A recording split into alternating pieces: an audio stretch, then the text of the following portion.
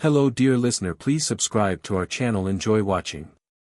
I always thought I was a good man. An honest man, too. I provided for my family, kept my promises, and held up my end of the bargain. For 7 years, I worked hard to make sure that my wife, Jennifer, and I had a life that looked as perfect as the pictures on a postcard. We had a house in the suburbs, a couple of kids who kept us busy, and a level of success that most people would envy. We had it all. Or at least, that's what I thought. Then came the day I found the phone bill. I was doing what I always did, sorting through some papers on the kitchen counter while Jennifer was out. The kids were at school, and the house was eerily quiet. I wasn't snooping, not at first. But there it was, tucked beneath a stack of bills, her phone bill. I didn't even think twice about it. Jennifer had always been meticulous with her finances, so when I noticed the numbers in bold print, strange numbers, calls I didn't recognize, I did what anyone would do, I checked them. What I found set the stage for a nightmare I could never have imagined. At first, I thought I had stumbled onto a mistake, a misdialed number or some clerical error. But as I traced the calls back, they didn't add up. They weren't long conversations, just short bursts of communication, but they were frequent. Every couple of hours. Late at night, early in the morning. I could feel my heart pounding in my chest as I cross-referenced the numbers against a service I could use to look them up. One of the calls was from a private line. Another was from an unlisted number. But there was one number that kept popping up, David's. David. My business partner.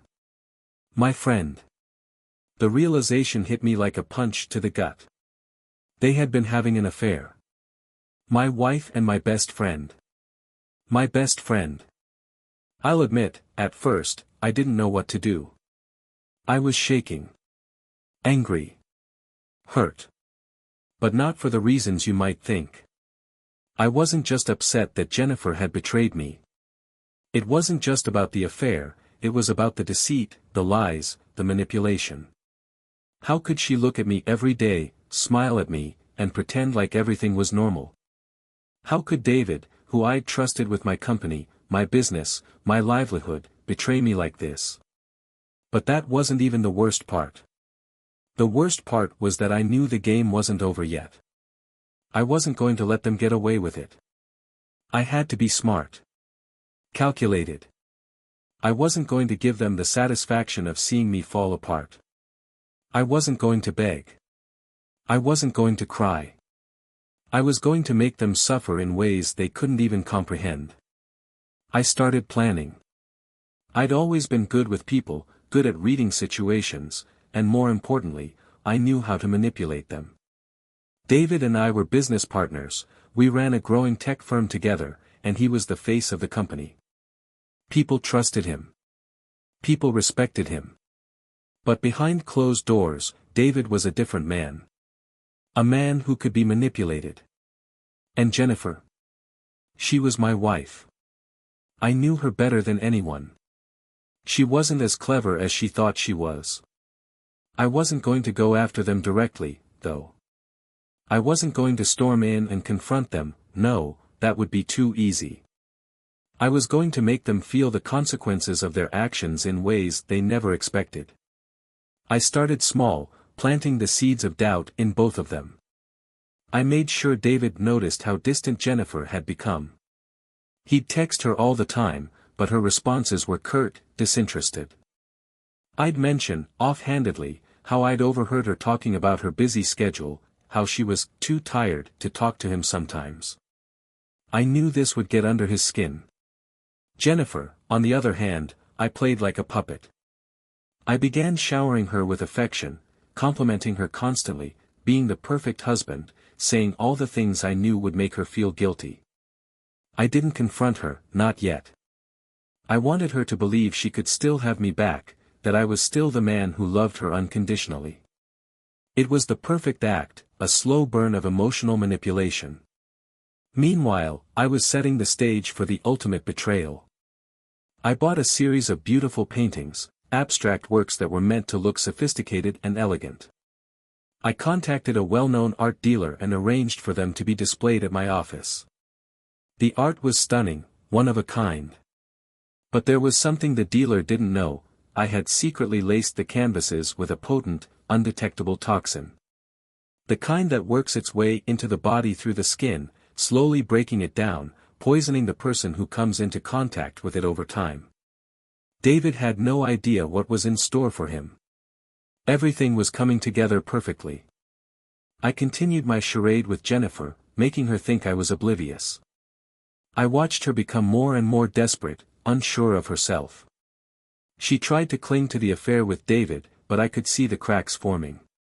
Her confidence wavered. And David? He was getting sick. He didn't notice it at first, of course. It started small, a headache here, a strange rash there. But it didn't take long for the symptoms to escalate. His hands began shaking, his skin pale. He had no idea why. Jennifer, too, was starting to feel the pressure. Her nerves were shot. She would snap at me for no reason, then apologize profusely, as though she expected me to forgive her. But I wasn't going to let her off that easy. Then came the night I had been waiting for. I invited both of them to a dinner at my place, under the pretense of celebrating a successful business deal. It was a calm, quiet evening, perfectly ordinary. I had set the table with fine china, candles, wine. The whole setup was designed to make them feel safe, comfortable. Like nothing had changed. As the night wore on, I could see them both growing more and more uneasy. David was sweating profusely, looking like he was about to collapse. Jennifer kept glancing at him, concerned, but I saw the guilt in her eyes. She knew she couldn't hide it anymore. At the right moment, I stood up and excused myself to the back room. I came out with a folder in my hands, the folder that contained everything: screenshots of their texts, photos of their secret meetings, and most damning of all, a letter I'd forged from David's wife accusing him of something much worse. I laid it all on the table. They both stared at the evidence, their faces a mix of shock, guilt, and something else, fear. It was a moment I had been building toward for weeks, and I wasn't going to let it slip away. David, shaking, tried to deny it. "You don't understand, she's not what you think," he stammered. But it was too late. The damage had been done. Jennifer, her face pale, looked up at me. I'm sorry. I didn't mean for this to happen. It was just one mistake." I looked at her coldly. One mistake? Or was it a series of mistakes, each one more deliberate than the last? But I wasn't done yet. Not by a long shot. I turned to David. "You think you're a clever man, don't you? But you're not. You're just a coward." His breathing was ragged now, his hands shaking as he tried to stand. "Please," he begged. "I'll fix this. Just let me fix it." But I couldn't let him go so easily. He had to pay. I stood up, walked to the painting in the corner of the room, and lifted it off the wall. The toxin was already working, I could see that. His skin was starting to peel, the blisters forming under his sleeves. "I don't want you to die, David," I said, my voice cold. "I want you to suffer. I want you to feel the pain of your betrayal every single day for the rest of your life." I took a step toward him, and that's when he collapsed. His body convulsed violently, blood leaking from his nose and mouth. I turned to Jennifer, who was now on her knees, sobbing. She couldn't even speak. She knew what was coming next. "You'll be next," I whispered to her. "But I'll let you live with the guilt. Let you live knowing what you did. Let you suffer, slowly, every day, for the rest of your life." As I walked out of the room, I looked back one last time. David was gone. And Jennifer, she was left with nothing but the weight of her actions. But I wasn't finished yet. When you betray me, you don't just get punished. You get broken. And Jennifer? She was about to find out just how cruel I could be. I left the house that night with a sense of calm I hadn't felt in a long time. The deed was done. David was gone, and Jennifer was left to pick up the pieces of her shattered life. But I wasn't finished, not yet. The game was only half played. I let a few days pass, giving her enough time to wallow in guilt and confusion. I'd seen the effect it had on her. She was a wreck. She hadn't left the house, and I knew she would be desperate for some kind of relief from the weight of what I had done to her. What I hadn't anticipated, though, was how far she would go to get it. Jennifer showed up at my office unannounced, a few days later. I could see the desperation in her eyes even before she spoke. She was wearing that face, the one I hadn't seen in years, the one she used to wear when she needed something from me. It was an attempt at vulnerability, but I knew better. She entered without knocking. She stood in the doorway, her hands shaking as she tried to find words. I didn't look up from my desk at first, making her wait. She hated that. "Michael, please." Her voice was strained, as if she were fighting back tears. I can't do this anymore.